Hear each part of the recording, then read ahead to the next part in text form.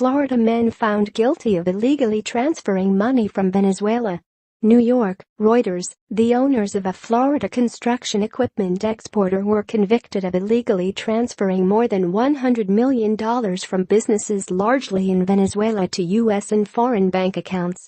Luis Diaz Jr., 75, and his son, Luis Javier Diaz, 50, were found guilty late on Thursday of operating an unlicensed money-transmitting business and of international money laundering by a jury in Manhattan federal court, court records showed. Prosecutors said some of the money was transferred into accounts belonging to Venezuelan government officials. The conviction of Luis Javier Diaz reflects how businesspersons can easily be unfairly ensnared by complex government regulations that are only understandable or only to specialized lawyers and bureaucrats. Jose Quinan, a lawyer for Luis Javier Diaz, said in an email. A lawyer for Diaz Jr. could not immediately be reached. The two were arrested in Miami in December 2016 and charged with using their Doral, Florida-based company, Miami Equipment and Export Company, to transfer funds for a fee. Prosecutors said the company was not registered with the state of Florida or with the U.S. Treasury Department as required by Florida and U.S. law. The company transferred money into and through the U.S. financial system without going through licensed financial institutions, which would report any suspicious activity to authorities, prosecutors said.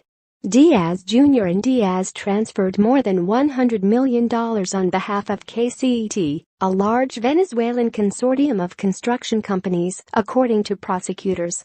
They transferred the money using fake invoices to make it appear the transfers had legitimate business reasons, prosecutors said.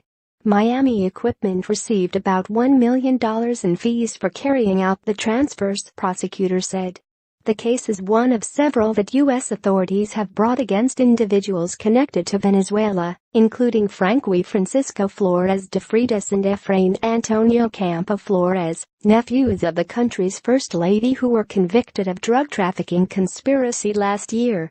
Venezuelan President Nicolas Maduro has called that case an instance of U.S. imperialism. The United States has imposed economic sanctions on Venezuela. Venezuela, an oil-producing nation of 30 million people, is suffering a fourth year of brutal recession, with the highest inflation in the world, shortages of food and medicines, and many people having to skip meals or suffering preventable illnesses. Reporting by Brendan Pearson in New York. Editing by Dan Griebler.